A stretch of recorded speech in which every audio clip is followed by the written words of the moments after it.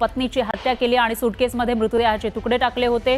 त्या रात्री म्हणजे बुधवारी 26 मार्चला रात्री जेवताना राकेश आणि गौरी या दोन्ही पती पत्नीमध्ये वाद झाला होता।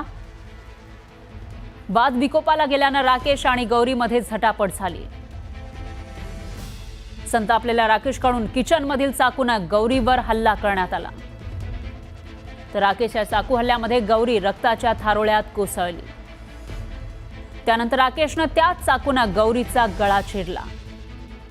हत्येनंतर गौरीच्या मृतदेहाचे तुकडे एका सूटकेसमध्ये भरले। मृतदेहाच्या तुकड्यांनी भरलेली सूटकेस बाथरूममध्ये ठेवली आणि गौरीची हत्या केल्यानंतर आरोपी पती राकेश पुण्यात आला। बंगळुरू सोडल्यानंतर राकेशने घरमालक आणि सासरच्यांना फोन करून हत्येची माहिती दिली। घरमालकाने गुरुवारी संध्याकाळी 5:30 वाजता पोलिसांना फोन करून याविषयीची माहिती दिली। घटनेची माहिती मिळताच बंगळुरू पोलीस तिथे पोहोचले। पोलिसांनी मृतदेहाच्या तुकड्यांनी भरलेली सूटकेस ताब्यात घेतली। तर पोलिसांकडून घटनास्थळाचा पंचनामा करण्यात आला आणि मृतदेह शवविच्छेदनासाठी पाठवला।